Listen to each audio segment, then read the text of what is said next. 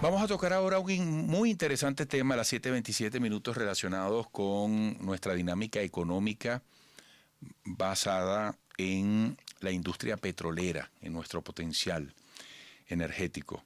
Y tenemos vía Zoom desde Buenos Aires, Argentina, a Richard Nieto, economista, contador público y administrador, presidente de Petrobanca. Fue analista de consolidación corporativa de PDVSA. Richard, gracias por atendernos desde Buenos Aires. Buenos días. Muy buenos días, gracias a ustedes y a la audiencia por este tiempo que le van a dedicar. Bueno, ¿cuál es la situación en este momento de la industria petrolera venezolana con o ante sus acreedores, sus compromisos, sus deudas?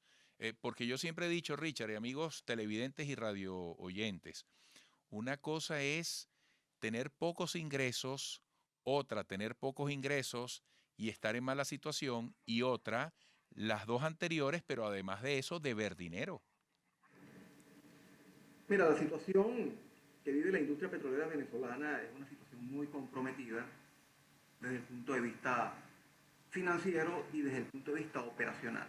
Yo tengo clientes en Venezuela en las que están parados, totalmente parados, tienen más de 8 años que no se le han pagado los contratos o los servicios que efectivamente han prestado. Y es una situación bastante compleja porque se genera una especie de recursividad. Si no pagas, pues matas a la industria o a los que le dan el apoyo a la industria petrolera. Por ejemplo, todas las empresas de servicios petroleros, que son servicios de fluidos de perforación, de control de sólidos, de control ambiental, etcétera. Todas estas empresas de servicios están ahorita básicamente paradas, está totalmente parada la industria petrolera venezolana, y eso pues realmente dificulta, por un lado, un proceso de negociación de deuda, porque además que PDVSA no está con los niveles de producción ni los niveles de eficiencia que le permita manejar un flujo de caja apropiado. Entonces, realmente la situación financiera de PDVSA en estos momentos está bastante comprometida. Yo me imagino que PDVSA le dice a sus acreedores, no puedo pagar, intenta correr la arruga, y empresas petroleras extranjeras, contratistas, están instando al gobierno al pago de aproximadamente 25.000 millones de dólares. ¿A eso llega el monto de la deuda en líneas generales a estos sectores? Efectivamente pudiera estar en el orden de los 20 a 25 mil millones de dólares, es aproximado lo que sería la deuda comercial, no la deuda financiera, que es otra deuda que tiene PDVSA. Ahora, la deuda comercial de esos 25 mil millones no solamente son empresas internacionales, ahí también hay un conjunto de empresas nacionales en el país, Venezuela, en donde,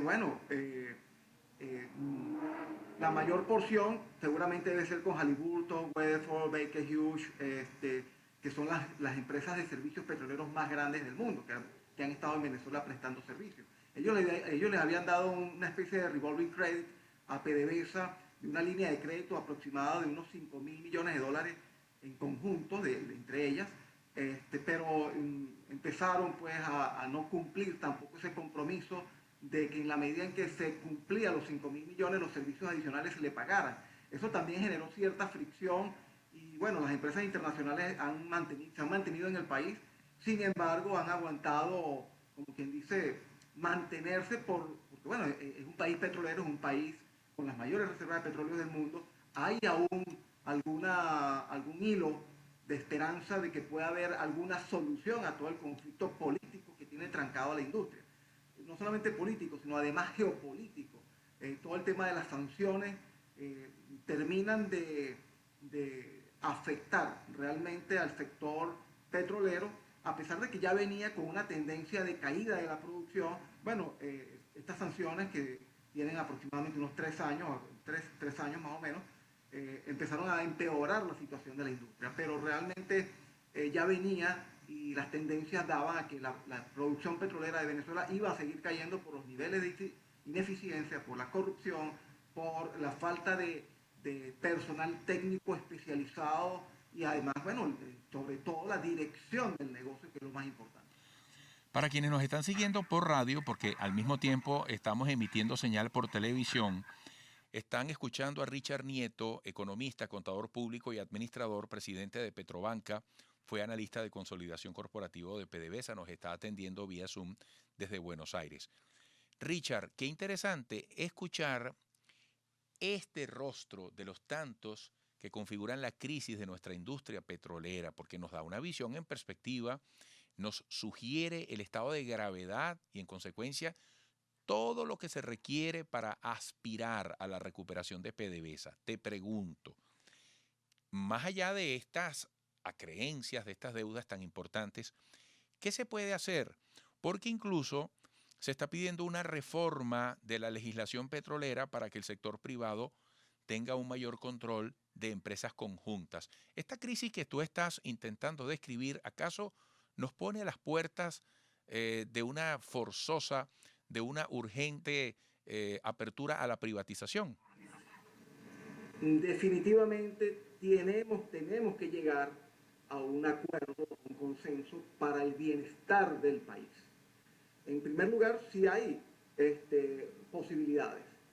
Sin embargo, el camino es bastante arduo.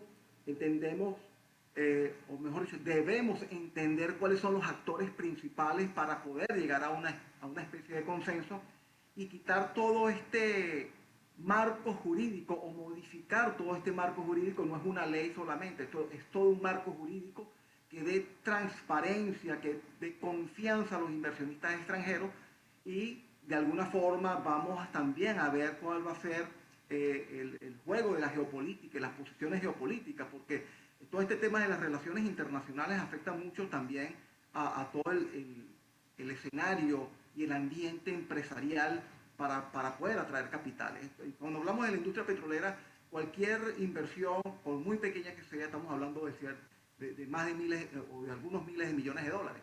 Entonces, por muy pequeña que sea una inversión en el sector petrolero para asignación de un campo, para poder pensar en unas licitaciones de campos maduros, para poder hablar de unos contratos de riesgo y ganancias compartidas, o para hablar de convenios operativos o contratos de servicios de operación, mira, se requiere un capital importante y debemos darle una seguridad jurídica, que es donde realmente se va a enfocar los inversionistas extranjeros, ver qué es lo que realmente ofrece de fondo, porque no es solamente el cambio en el marco jurídico, realmente tiene que existir una verdadera intención del respeto de ese marco jurídico.